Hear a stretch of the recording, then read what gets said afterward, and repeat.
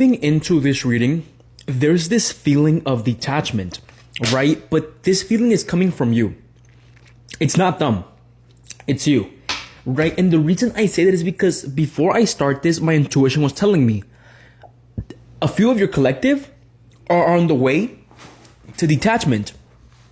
A few of your collective have been doing better without their past person, right? But the energy that I'm feeling from your past person is not so good, right? It's not so good because they thought that you would be beat up about them being gone, right? The thing about it is that you were beat up about them being gone. You just mourned in silence. You mourned in peace. You didn't want to give them that power anymore, right? So I feel like you're detaching from this situation, but before you go to sleep, you think about them. Before you go to bed, they come up in your mind, right? Specific feelings, specific things, specific situations like that, right? So at this moment in time, let's dive into your reading. And I specifically would like to see how you're feeling about them. And if that part match, stay. If it doesn't, move on. A better reading will always find you, right? En tu cuerpo me perdí. Lately, I've been jamming to Tuyo by Mora. If you know that song, this reading is for you, right? We have the Five of Wands reverse, and then we have the Page of Cups telling you detachment. Page of Cups reverse. But detachment because now you see that they have a lot of immatureness within them, right? I want to point out the Five of Wands reverse. The Five of Wands specifically being right here in reverse, to me it feels like after a few weeks, after a month or so, you realize los dolores de cabeza that you were giving me weren't worth it. The headaches that you gave me really weren't worth it. Like, I wasted my energy on you. I wasted my energy when it came down to this, right? So with the Page of Cups, you specifically didn't want to deal with this anymore. Page of Cups reverse, you realize I'm too mature. I'm too grown. I cannot be a baddie down crying over you, right? So I don't feel hate. I don't think you hate them, but I think that you feel bad for them. That's what's coming out right here. It's not that you hate them. It's not that you dislike them. You could still have a little bit of love for them, but it's like you feel bad for them, right? But why do you feel bad for them? Why do you feel bad for them? Why do you feel bad for them? Because with the Eight of Swords reverse, you always knew that in your mind, or in both of your minds, you were the one that was more open to things. You were the one that was more, this is coming out very heavily with the Page of Cups reverse. You would talk about your dreams. Like, you would talk really highly about your dreams, right? And they would try to bring you down. Like, I'm telling you, like, they would really, really get into your head about, like, you're never going to be able to do that. You're not going to achieve that. You're not meant for that. Right? But it was really horrible, right? And there's a difference between you talking about your dreams and them telling you, oh, if you have those dreams, go after them, but take action. Don't just not do anything, right? But you were taking action towards your dream. You were taking action towards your goals, and they would always try to bring you down, right? Specific things like that. So with the Eight of Swords, the reason you feel bad for them is because they're so closet-minded. They specifically think that life is not supposed to be easy for them. Life is supposed to be hard, right? Things like that. But you feel less conflicted not being with them. But remember how I told you that I personally feel like they could be having this sort of like epiphany on why is it that you're no longer attached to them? They're feeling a little mad that you're no longer attached to them. That's coming out very clearly right here with the Page of Cups reverse and with the Five of Wands. After your breakup, you didn't build conflict. You didn't fight for them.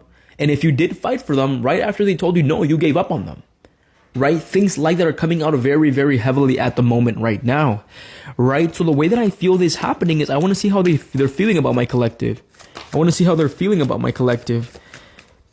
I want to see how they're feeling about my collective. Yeah, they're wondering why you didn't stay stuck on them no more. Five of Cups reverse. Justice reverse.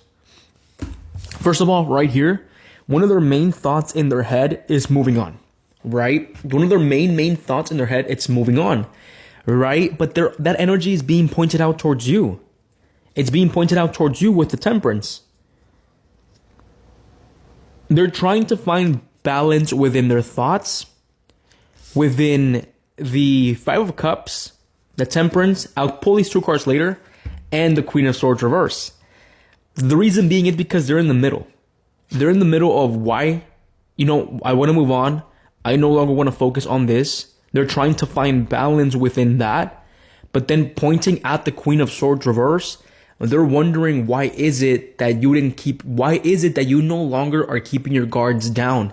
Because I feel like this was a relationship, or this was a situation where you try to give this person multiple chances. You try to give this person a good amount of explanation for them to try to explain themselves, right? Or you were basically trying to help this person out, right?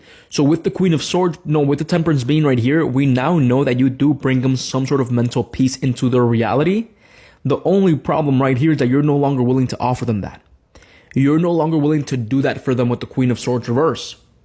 So with the Five of Cups, even though they're trying to move on, even though they're trying to walk away, there's still some sort of emotional attachment right there in their mind that they're specifically trying to cut, because now they see that with the Queen of Swords, you no longer care, and with the Temperance, you are more focused on things that bring you balance, and they're not one of the things that brings you balance in the long run.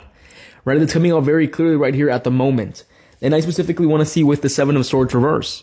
The Seven of Swords specifically being right here shown in reverse does signify to an extent that, no, I don't want to say keeping tabs on you, but they could be thinking about a plan to kind of come back in, right?